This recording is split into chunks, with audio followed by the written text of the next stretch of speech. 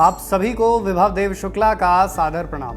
आप देख रहे हैं दुनिया बज़, जहां हम आपके लिए लेकर आते हैं अंतर्राष्ट्रीय खबरें। सबसे पहले बताएंगे उस संभावना के बारे में जो भारत के भविष्य को लेकर जताई गई है। कहा गया है कि 2030 तक भारत दुनिया का लीडर साबित होगा।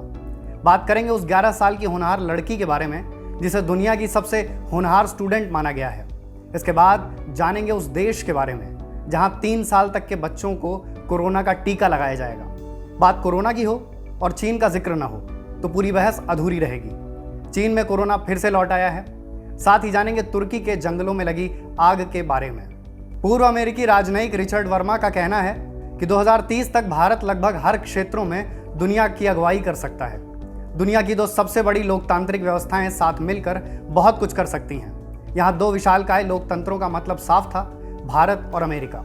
रिचर्ड ने कहा, जैसे ही मैं 2030 की तरफ देखता हूँ, मैं ऐसे भारत को देखता हूँ जो दुनिया को लगभग हर क्षेत्र में लीड कर सकता है। सबसे ज़्यादा आबादी वाला देश, सबसे ज़्यादा कॉलेज ग्रेजुएट्स, सबसे बड़ा मध्यम वर्ग, सबसे ज़्यादा स्मार्टफोन और इंटरनेट यूजर्स। इतना ही नहीं, तीसरी सबसे बड़ी सेना और तीसरी ही सबसे बड़ी अर्थव्यवस्था। इतना कुछ दुनिया के सबसे बड़े लोकतंत्र में और लगभग 60 करोड़ की युवा आबादी। फिर इन्होंने कहा कि इन बातों के अलावा वहाँ बड़े पैमाने पर विकास भी हो रहा है। बीते 1 दशक में देश के इंफ्रास्ट्रक्चर पर $2 ट्रिलियन खर्च किए जा चुके हैं। 2030 में जितने इंफ्रास्ट्रक्चर की ज़रूरत है उस पर फिलहाल काम होना बाकी है। आज की तारीख में लगभग 100 हवाई अड्डों पर काम जारी है। रिचर्ड का यह भी कहना था कि भारत पूरे एशिया में सबसे बड़ी वर्कफोर्स है। खैर, ये तो भारी भरकम बात हो गई। अब बात करते हैं 11 साल की उस लड़की के बारे में जिसे दुनिया की सबसे होनहार लड़की कहा गया है। भारतीय मूल की अमेरिकी नताशा पैरी।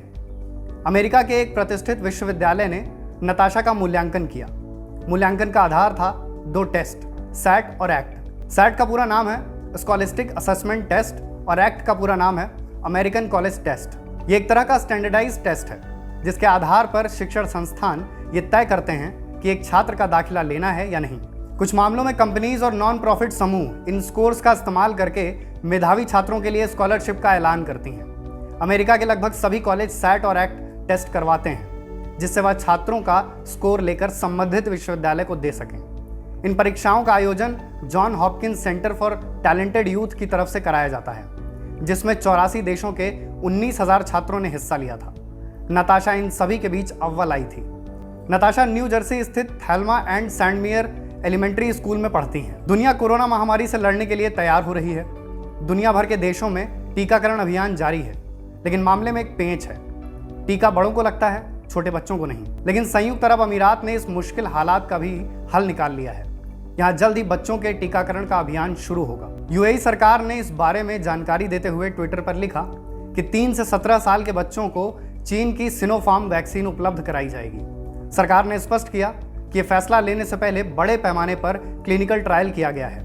जून में हुए ट्रायल के बाद अधिकारियों ने कहा था कि जिन 900 बच्चों को टीका लगाया गया था उनके इम्यून सिस्टम पर नजर रखी जाएगी। यहाँ पहले ही 12 से 15 साल के बच्चों को फाइजर बायोएनटेक वैक्सीन लगाई जा रही है। चीन में कोरोना के खतरे का मीटर एक बार फिर बढ़ गया है।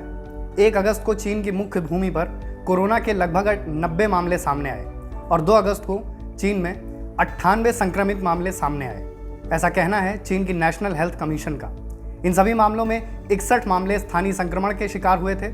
इसके एक दिन पहले 55 मामले स्थानीय संक्रमण से प्रभावित हुए थे। 1 अगस्त की आधी रात तक चीन की मुख्य भूमि पर 1091 सक्रिय मामले बने हुए थे। इसके अलावा 28,648 लोग चिकित्सा निगरानी में बने हुए हैं। तुर्की के जंगल भीषण आग की चपेट में हैं। लगातार 6 दिन से जारी आग ने तटीय पर्यटन दक्षिणी प्रांतों में भारी तबाही मचाई है। आग की वजह से कई लोगों के मरने की खबर भी सामने आई है। लगभग 200 लोग घायल भी बताए जा रहे हैं।